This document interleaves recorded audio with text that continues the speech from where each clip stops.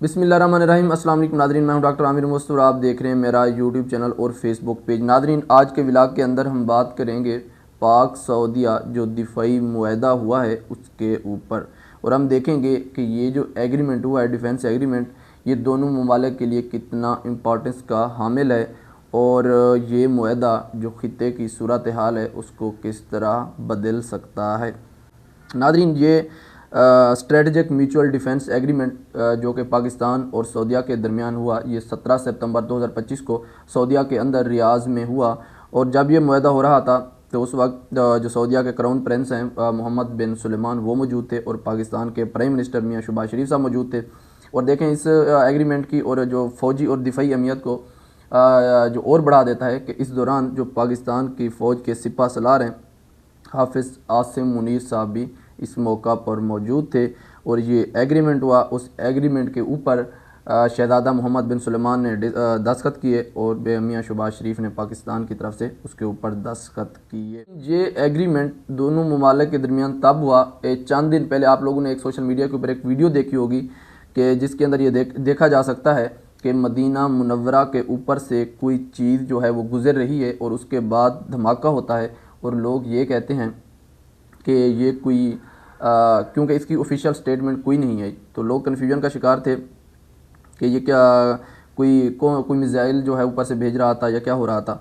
तो देखें, वो बाद में ये पता चला कि वो ड्रोन था कोई, और वो ड्रोन जो था किसी जासूसी के लिए भेजा गया था, वो जासूसी करने आया था। तो जो सऊदी हुकाम हैं उन्होंने उसको फ़िज़ा के अंदर इंटरसेप्ट कर दिया था। तो इस वाक़े के बाद सऊदीया ने पाकिस्तान के साथ एग्रीमेंट किया है, डिफेंस एग्रीमेंट। देखें, इस एग्रीमेंट के बाद जो मक्का मुकरमा और मदीना मुनव्वरा है उनकी जो सिक्योरिटी है वो फुल प्रूफ हो गई है। क्यों? पाकिस्तान देखें एक एटमी ताकत है, दुनिया की छठी बड़ी एटमी ताकत, और मुस्लिम जो दुनिया है उसकी पहली जो एटमी ताकत। देखें नाजरीन, जो मदीना मुनव्वरा और मक्का मुकरमा, उसके ऊपर किसी की ज़रूरत नहीं है कोई अटैक कर सके। देखें, आज तक मदीना मुनव्वरा के अंदर ना कभी ज़लज़ला आया है, ना वबाएँ आई हैं, और ना ही कभी कोई अटैक हुआ है, क्योंकि उसकी ज़िम्मेदारी, उसका जो ज़िम्मा है अल्लाह पाक की ज़ात ने ख़ुद लिया हुआ है। तो किसी की ज़रूरत नहीं है अटैक करना। लेकिन इस एक बड़े मुक़द्दस फ्रीज़े के लिए, इस सआदत के लिए चुना किसको गया है, ये बात जो है ना गौर फ़िक्र वाली है। देखें, ये पाकिस्तानियों के लिए एक बड़ी सआदत है और बड़ी खुशी की बात है कि ये जो फ्रीज़ा है वो पाकिस्तान की जो फ़ौज है उसके हिस्से में आया है कि हरमैन शरीफैन की जो हिफाजत का जो ज़िम्मा है वो पाकिस्तानी फ़ौज को दिया गया है। देखें, कुछ लोग कह रहे हैं कि इस एग्रीमेंट का, कि देखें ये एग्रीमेंट क्या है। इस एग्रीमेंट में ये कहा गया है कि दोनों ममालिक जो हैं वो इकट्ठे चलेंगे। कैसे? अगर किसी भी मुल्क के ऊपर कोई मुल्क हमला करता है तो वो दोनों मुल्क के ऊपर तसव्वुर होगा। यानी जैसे इंडिया हरकत करता रहता है तो पाकिस्तान को जंग के अंदर धकेलने की कोशिश। देखें, पाकिस्तान एक ज़िम्मेदार रियासत है और अमन चाहता है दुनिया के अंदर, और कभी भी पाकिस्तान ने पहल नहीं की जंग के अंदर। जब कभी भी जंग में धकेला गया है तो इंडिया की तरफ से पाकिस्तान को धकेला गया है, और उसके बाद साफ ज़ाहिर है जब जंग मुसल्लत की जाए फिर जंग लड़नी पड़ती है, और फिर पाकिस्तान अच्छे से जंग लड़ता है और फिर इंडिया को मुँह की खानी पड़ती है। देखें, अगर कल को इंडिया पाकिस्तान के ऊपर हमला करता है तो इस जो डिफेंस एग्रीमेंट हुआ है पाक सऊदीया के दरमियान, तो इसके मुताबिक ये हमला दोनों मुल्क के ऊपर तसव्वुर होगा। यानी हमला ये पाकिस्तान के ऊपर नहीं होगा बल्कि ये हमला सऊदीया के ऊपर भी तसव्वुर होगा। तो कुछ लोग कह रहे हैं, देखें, क्या कल अगर इंडिया हमला करता है तो क्या सऊदीया बराह रास्त हमारे साथ मिल के जंग लड़ेगा इंडिया के साथ? हालांकि उनके इंडिया के साथ काफ़ी अच्छे मरासिम हैं, और आप लोग देखते ही हैं पिछली जंग के अंदर भी सऊदीया ने कोई इतना ख़ास जो है हमें सपोर्ट नहीं किया था। तो ये एक बड़ा क्वेश्चन है। लेकिन मैं ये कहना चाहूँगा कि ये चीज़ इम्पोर्टेंस की हामिल नहीं है।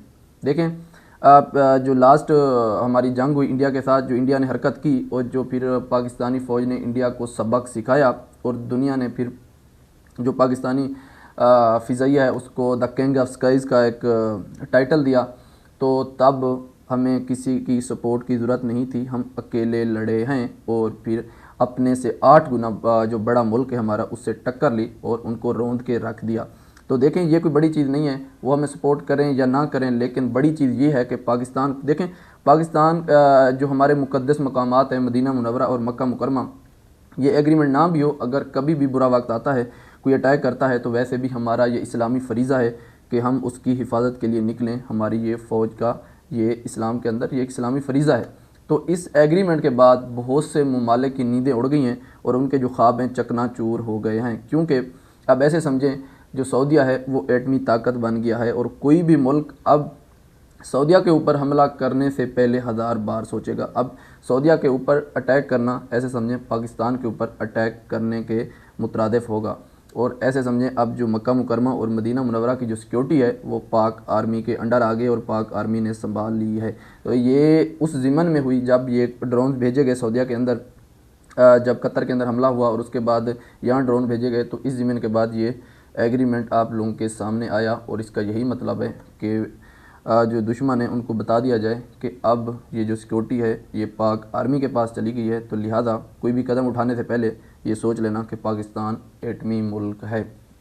तो नादरीन, ये है इसकी अहमियत इस एग्रीमेंट की। और इसमें जो इम्पॉर्टेंट बात है, इस एग्रीमेंट से इंडिया को बड़ा धचका लगा है। जो इंडिया हर 5-6 मंथ बाद एक नया प्रोपेगेंडा खड़ा करता था पाकिस्तान के ख़िलाफ़ और पाकिस्तान को जंग के अंदर धकेलता था, तो अब ये इंडिया के लिए काफ़ी जो है मुश्किलात खड़ी हो गई हैं। अब इंडिया भी 1000 बार सोचेगा पाकिस्तान के ऊपर अटैक करने से पहले, क्योंकि देखें इंडिया के अच्छे खासे मरासिम हैं और मोस्टली जो हैं सऊदी अरब के अंदर आप लोगों को इंडियन ही मिलेंगे।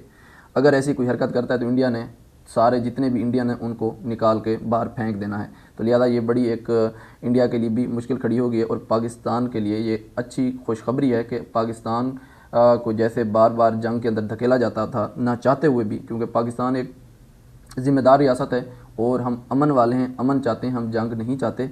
और जंगें जो किसी मुल्क के लिए भी अच्छी नहीं होती, लेकिन इंडिया इस बात को नहीं समझता, लेकिन अब उसे मजबूरन समझना पड़ेगा और अब इंडिया के पास कोई ऑप्शन नहीं है। अगर ऐसी हरकत करेगा तो फिर इसको मुंह की खानी पड़ेगी और ये इनके दर बदर होंगे इंडियन सऊदीया से।